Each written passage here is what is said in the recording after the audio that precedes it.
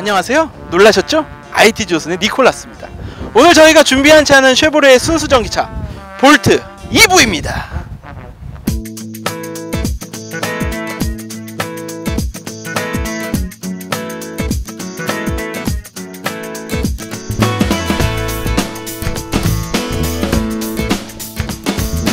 자, 이 차의 디자인은 우리나라의 한국 GM 디자인 센터가 모두 디자인을 맡았습니다. 그래서 같이 개발이 되었던 스파크와 비교해서 이 전체적인 분위기상 좀 비슷한 측면이 없지 않아 있는데요. 이 헤드램프 같은 거나 이 전체적인 비율 같은 것들이 스파크랑 상당히 좀 비슷해 보이는 면도 없지 않아 있는 것 같아요. 그리고 전기차의 가장 특징이라고 할 수 있는 이 막혀있는 라디에이터 그릴, 오히려 공기역학적인 요소를 중시해야 되기 때문에 이 라디에이터 그릴을 모두 막았고요. 이 굉장히 보닛이 좀 짧은 편입니다. 이 동력계가 간결하기 때문에 굳이 많은 공간을 차지할 필요가 없고, 또 이렇게 보시면은 앞으로 에필러가 올라가는데 이런 것도 다 공기 흐름을 고려한 요소라고 보시면 될 것 같습니다. 역시 뭐 이거를 세워야 되네요. 4천만 원이 넘는 차인데 하지만 이 안 구조는 굉장히 간결하다고 볼 수 있습니다. 전기 모터나 배터리 자체가 이 엔진에 비해서 그렇게 복잡하지 않은 구조이기 때문에 그런데요. 이 전기 모터가 무려 204마력을 냅니다. 상당히 높은 출력이라고 볼 수 있겠고, 또 36.7kgm에 달하는 토크가 이 순간적인 힘을 만들어내기 때문에 사실 주행 능력에 있어서는 일반 내연기관차에 못지않은 실력을 갖췄다, 이렇게 평가할 수 있을 것 같습니다.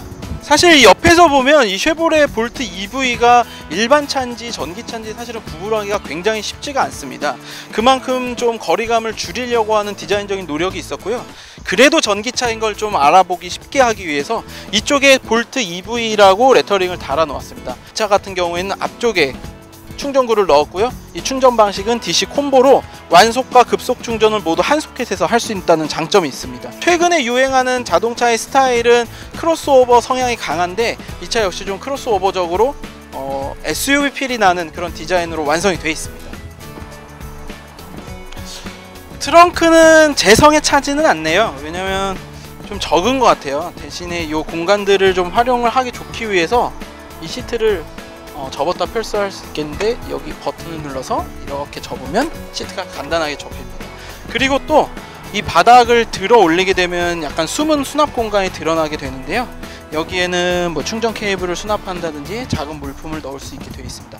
한 가지 분명한 거는 뭐 우리가 일반적으로 생각하고 있는 소형 SUV의 트렁크보다는 뭐 넓지 않다는 거, 그럼에도 불구하고 나름의 적재성 확보하고 있다는 것, 뭐 그것만 기억해 두시면 될 것 같습니다.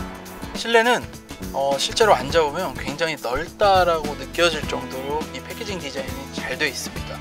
그리고 이런 디지털 표시 디스플레이들을 보게 되면 스마트폰을 보는 것처럼 아기자기하게 구성되어 있고, 모든 전기차가 그런 것처럼 얼마나 더 달릴 수 있는지를 정보 나타내고, 차량 상태 그리고 인포테인먼트 시스템 모두 통합적으로 이 모니터 안에서 다 조절이 가능하고요. 터치는 굉장히 잘 먹습니다. 그래서 뭐 움직일 때 전혀 무리 없이 조작이 가능하고, 애플 카플레이랑 안드로이드 오토 다 지원을 하는데 애플 카플레이와 좀 궁합이 좋은 것 같아요, 제 개인적인 생각은요. 근데 단점이라고 하자면 이 자체적으로 탑재하고 있는 내비게이션이 없어서 우리나라 사람들 그런 기능들을 한꺼번에 담기길 원하는 어떤 요구는 좀 충족하지 못하는 것 아닌가 라는 생각도 들게 됩니다.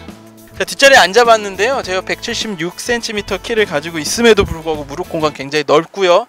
좌우도 좀 넉넉하다고 느껴지는데, 재밌는 점은 또 US 포트가 있네요. 대신 에어컨 통풍구가 없어요. 더운 거를 참으면 스마트폰 충전할 수 있다, 뭐 이런 발상인 것 같은데, 저는 에어컨이 있는 게 더 좋은 것 같아요. 그리고 머리 공간이 조금 부족합니다.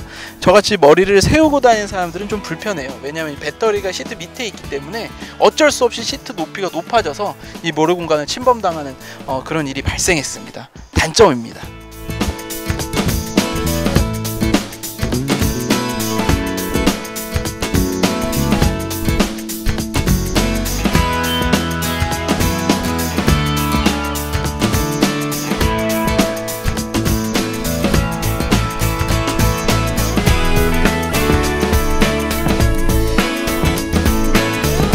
자, 쉐보레 볼트 EV의 주행거리는 공식 재원상으로는 1회 충전에 390km 가량을 주행할 수 있다 이렇게 알려져 있고요.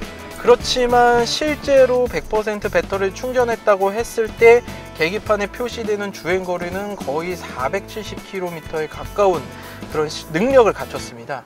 이게 무슨 얘기냐면 한 번 충전으로 부산까지 갈 수 있다는 얘기잖아요. 그래서 어떻게 보면 전기차를 타려고 하는 사람들의 가장 큰 불안 요소 중에 하나가 언제 이 전기차가 멈출지 모른다라는 공포심인데, 그런 공포심들을 주행거리 아주 긴 주행거리로 해결을 했다 이렇게 보면 될 것 같고요.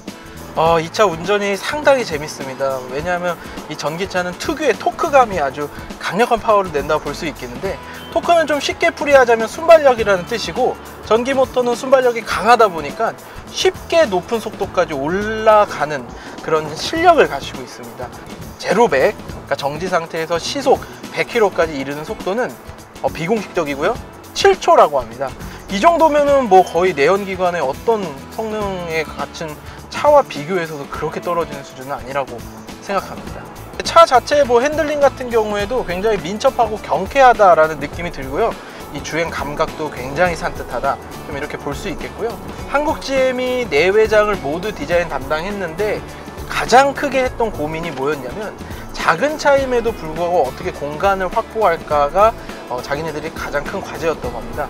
그래서 내린 결론이 지금 쉐보레 볼트 EV라고 볼 수 있겠는데요. 그런 고민의 흔적들이 굉장히 많이 장점들로 지금 발현이 돼 있어서, 실제로 앉아보시면은 배터리 때문에 시트가 좀 높다라는 단점은 있을지언정 이 시야가 어디 가려진다거나 뭐 답답한 느낌 전혀 들지 않고요. 앞뒤 공간, 머리 공간 모두 넉넉해서 성인 뭐 4명이 타더라도 아주 쾌적하게 탈 수 있는 그런 실내 공간 구현하고 있고요. 밖에서 들어오는 소음 같은 경우에도 이 전기 모터 특유의 어떤 정숙성이 좀 돋보이는 편이기는 한데, 오히려 이 엔진 소음이 없다 보니까 도로에서 올라오는 소음이 조금 더 크게 느껴지는 그런 경향은 있습니다. 풍절음 같은 경우에도 사실은 이게 더 많다 적다를 판단할 수는 없겠지만, 역시 엔진이 없다라는 이유로 다른 차들보다 조금 더 실내로 들어오는 느낌이 강하다 이렇게 표현을 할 수 있을 것 같습니다. 타이어는 현재 미쉐린에서 나오는 친환경 전용 타이어를 달고 있습니다. 이 타이어의 특징은 펑크가 나더라도 자기가 알아서 수리를 해서 펑크를 떼운다고 표현하죠. 그렇게 이제 자가 수복이 가능하다는 점이 가장 큰 특징인데요. 단점은 그런 기능들이 들어가 있다 보니까 비쌉니다. 그래서 타이어를 교체할 시기에 이 비용적인 부담이 없지 않아 있다라는 점이 어떻게 보면 단점이라고 생각할 수 있겠습니다.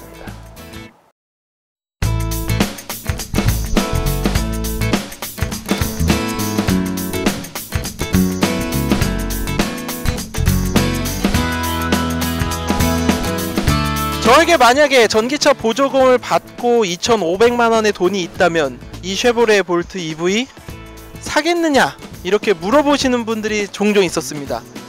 제가 할 수 있는 대답은 저라면 사겠답니다. 저는 니콜라스였고요. 다음 주에는 더 좋은 차량으로 여러분 찾아뵙겠습니다. 안녕히 계세요.